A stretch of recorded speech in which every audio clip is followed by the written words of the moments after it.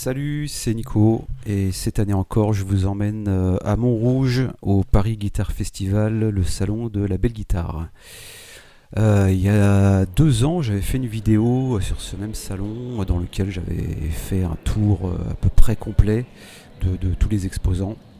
Et cette année j'ai voulu faire quelque chose d'un petit peu différent, mais vraiment de me focaliser, de vous montrer sur ce qui m'avait particulièrement intéressé moi personnellement. Donc voilà, c'est forcément complètement subjectif, mais voilà, je voulais faire juste un petit point sur ce qui m'avait vraiment attiré le regard et l'oreille. Donc voilà, on arrive sur le parvis du Beffroi. Donc on a Swan Vaudet et Alex Hernandez de la chaîne Palf, et donc des pédales Anna Sounds qui étaient en train de tourner leur vidéo. Donc voilà, vous voyez le bâtiment, très très bel écrin pour cet événement. De tête comme ça, je pense que la quasi-totalité du bâtiment était occupée par les exposants, donc ce qui vous donne une petite idée de l'espace qu'il y avait et puis du nombre d'exposants. C'était vraiment très impressionnant et très très agréable.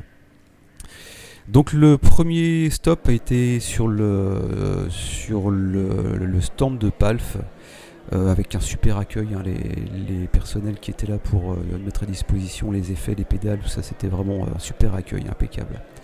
Premier gros coup de cœur, c'est la Swarv. Je sais pas comment on prononce, Swarv, voilà, de chez Bitronics. Une fuzz avec un pitch shifter qui était vraiment fantastique. Là vous voyez la thune à fuzz dans la petite boîte de thon qui était très sympa aussi. Et à côté la Zombie qui est un petit peu trop barrée pour moi. Il y a un overdrive, une fuzz, un octave, un trémolo. Voilà, c'est vraiment super, mais un peu trop complexe pour moi. Donc je reviens sur la Swarm. Vraiment un gros coup de cœur de cette année en ce qui me concerne. Voilà, je serais bien reparti avec. La grotte de chez Third Man, Hardwire et Anna Sounds, donc une collaboration pour Jack White. Une reverb à ressort, hein, concrètement, c'est un petit peu plus complexe que ça, je vais pas non plus trop m'étendre, mais très très belle pédale, très très sympa à utiliser. À côté il y avait la Blues Believer, hein, de chez FX Teacher, donc la filiale de chez Anna Sounds, leur réinterprétation de la Blues Breaker. Voilà, donc la grotte, voilà, donc j'ai peut-être pas eu assez de temps pour l'exploiter, voilà, j'ai pas trouvé vraiment quelque chose qui moi me convenait. Il aurait peut-être fallu que je passe plus de temps dessus. Dans le même stand, donc on avait un pedalboard Jack White, hein, avec notamment ici, vous voyez la Plasma Coil. Ça c'est pareil, c'était un gros coup de cœur. Je pense que j'aurais pu passer toute l'après-midi dessus. J'ai vraiment adoré cette pédale de fuzz. Très particulière, mais avec vraiment des sons très très originaux. Au-dessus, vous allez voir la Triple Graph, qui est une pédale très originale aussi, avec donc un octave up, octave down, et au milieu une pédale qui sert un bouton qui va servir un peu de killer switch. Très très sympa, j'ai beaucoup aimé cette pédale aussi. Puis alors l'alliance entre la Triple Graph et la Plasma Coil, voilà, c'était tip top. Gros coup de cœur pour moi sur le salon, c'est Marceau Guitare, avec notamment cette Telecaster. Voilà, j'ai vraiment eu le coup de foudre dessus. J'ai pas mal joué dessus avec les pédales qui étaient posées à côté, que je vais vous montrer après. Vous voyez donc les finitions, le reliquage avec notamment ce vernis craquelé. C'était vraiment magnifique. J'ai passé du temps dessus et j'ai vraiment adoré cette guitare. Je serais vraiment bien reparti avec. Mécanique bloquante, une manche magnifique. Donc les pédales à côté, c'était les Earthquaker Devices, avec notamment la Zohar, qui est une pédale de distorsion que j'ai vraiment adoré. Pourtant les distos en général, je suis assez exigeant dessus. C'est rare que je sois satisfait. Là, vous voyez la Zohar. Celle-là, j'ai vraiment adoré cette pédale, qui était assez abordable. Elle était autour de 150 € si je dis pas de bêtises. Très très bonne guitare. Et à côté, donc un petit peu plus loin, pardon, la Afternis, qui est une reverb ambiante. Alors c'est pareil, les reverbs ambiantes, d'habitude j'ai un petit peu de mal. Celle-là j'ai adoré pour les deux, hein, la Zohar avec l'Afternis et la Marceau. Je me suis vraiment régalé. Il y avait une autre Marceau juste à côté, toujours en télécaster, hein, que j'ai vraiment adoré. Alors oui, je me suis rendu compte que j'ai fait une petite fixette sur les télécasters cette année.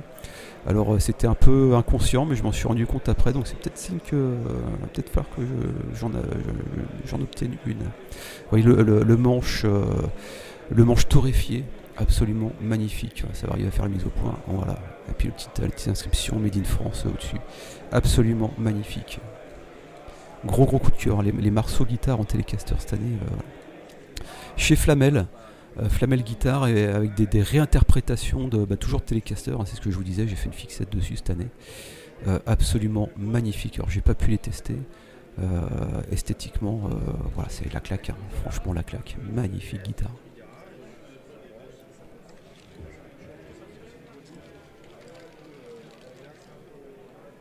Je vous laisse apprécier.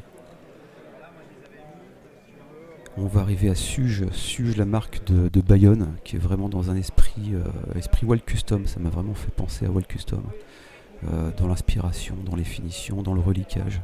Alors d'inspiration un petit peu Firebird, hein, on voit alors vraiment très lointaine parentalité, mais voilà, on sent quand même l'inspiration.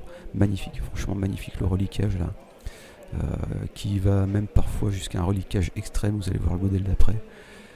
Mais vraiment toujours de très bon goût, très bien fait. Vous voyez, voilà, c'est ce que je vous disais, la tête. Et puis le corps avec les boutons en petite capsule de bière, là. Très sympa. Donc toujours chez Suge, avec des modèles, notamment vous allez voir le modèle du coude de gauche qui effectivement m'a tout de suite fait penser à certains modèles de chez Wild Custom. Voilà, c'est magnifique, absolument magnifique. Un petit peu de reliquage, là, juste ce qu'il faut. Parfait. On va arriver après à El Felipe Guitare, que je connaissais pas du tout, qui sont des guitares faites en tôle d'acier, fabriquées à Dijon. Très belle guitare. El Felipe, voilà, je connaissais pas du tout. Super. Une triplette là qui a été présentée, vraiment une magnifique collection. Là, ça tapait dans l'œil, hein, effectivement. PRS était là. Alors PRS, c'est pas un luthier, hein, c'est une grande marque. Et ils étaient là pour leur anniversaire, leurs 40 ans, avec des modèles vraiment d'exception qui étaient présentés là, qui étaient toutes entre 5 000 et 20 000 euros. Et vous allez voir que la plupart d'entre elles étaient vendues. Voilà, notamment celle-là. Donc voilà, PRS, toujours des magnifiques guitares, des magnifiques finitions. Et là, ils avaient vraiment exposé le haut de gamme. Notamment le modèle McCarthy, là, le modèle de droite, absolument sublime. Voilà, quand on a vraiment ça sous les yeux, ça en impose tout de suite, hein.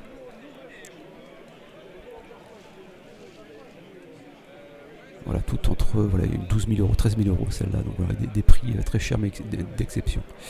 Mebar, je sais pas comment on dit, qui était là, donc la marque tchèque, avec pareil des magnifiques copies ici de Flying V, Corina.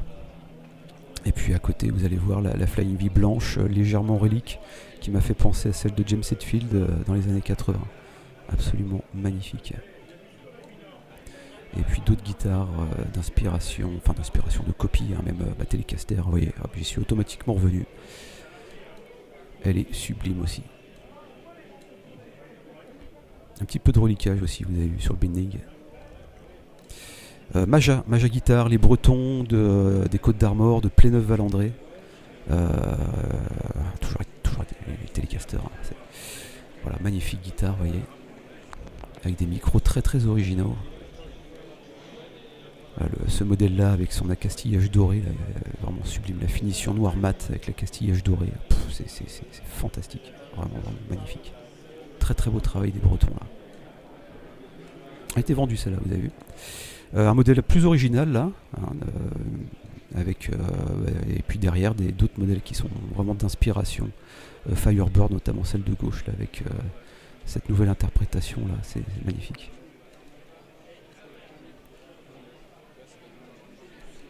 Les Allemands de Duesenberg étaient également là. Donc pareil, c'est pas proprement parler un luthier, c'est plutôt une marque, mais avec des modèles tellement bien finis.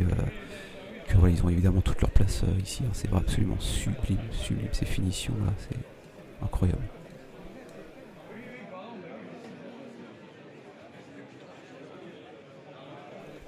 Mes modèles favoris de la marque, en bas en rouge, voilà, hop, la Paloma si je dis pas de bêtises, et puis en bleu un peu plus haut, la Caribou qui est son équivalent mais en Simline.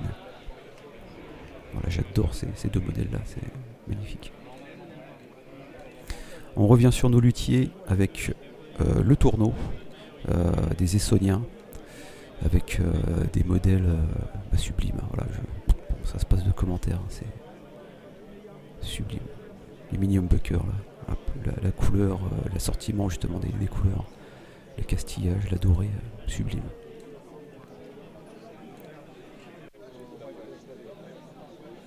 On a ensuite les Belges de Steely Jam. Je connaissais pas du tout Steely Jam, des guitares en acier avec, vous voyez celle qui tourne là, avec une table en pierre.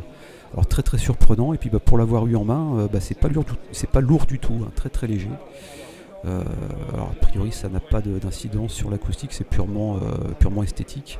En tout cas ça fonctionne, très très bonne idée, très bonne réalisation. On voit ici que c'est décliné en basse. Très beau stand des Belges de Steely Jam, superbe. Et on va voir après des autres Belges qui étaient venus en force cette année, de Denso Customs. Et c'est pour moi mon gros coup de cœur du salon. Voilà, les Denso Customs. Alors vous allez voir comme par hasard, c'est des Telecaster hein, qui m'ont fait flasher. Il y a toute une collection de Telecaster. Là, j'ai vraiment littéralement bavé dessus. Voilà, je suis resté complètement béat devant cette collection de Telecaster là, de chez Denso. Absolument magnifique. Et puis derrière d'autres guitares, toujours d'inspiration Fender, hein, notamment pour celle-là, les définitions pailletées superbes.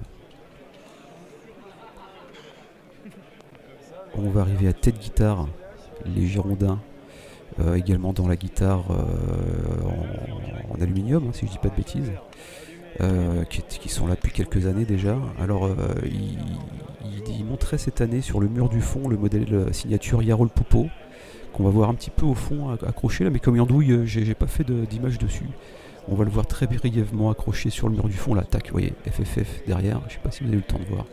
Voilà des guitares absolument magnifiques que j'avais testé il y a 2 ans. Et puis évidemment le festival, c'est également des démonstrations et des concerts, donc je vais finir la vidéo avec les démonstrations de Fanalo pour les amplis AMS, et ensuite Neo Geo Fanatic pour les guitares Boissier là. Voilà, je vous laisse avec ces démonstrations, et puis sûrement l'année prochaine.